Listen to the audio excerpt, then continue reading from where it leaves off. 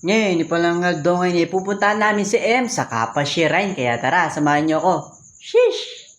Oh my God, nakita ko si M. Siyo kayo. Dito kami sa Kapas. M na to guys. Yun si M.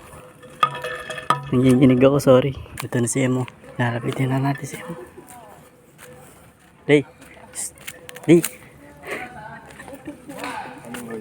Ano? Mamaya papapicture tayo ngayon.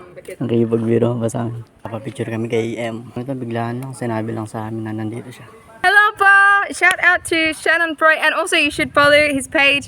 And what do you do on the page? Catering.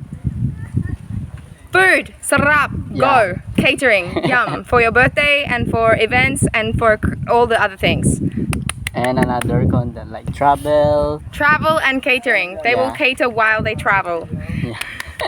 Thank you. God bless. Sheesh. Sheesh! Sasamahan natin si MC Gumala. Sheesh. Yun siya. Pupuntahan niya yung giant pencil. Titingnan niya daw yung mga yung mga pangalan ng mga army soldier. Lay! Di marti sa araw na eh.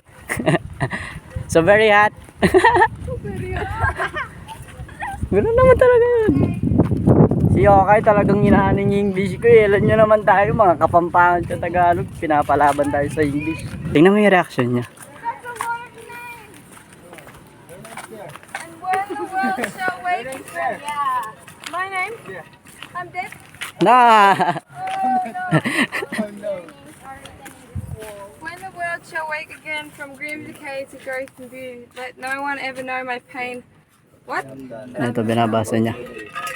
Sayang! Sayang. Oh! There's an echo!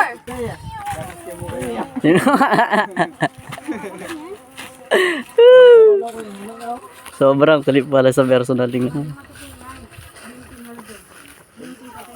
Anak buhay niya, tingnan mo. No. Nainit. Kung hindi nyo man po siya nakikilala, si MI, isang vlogger din, ex ni Adam. Sheesh!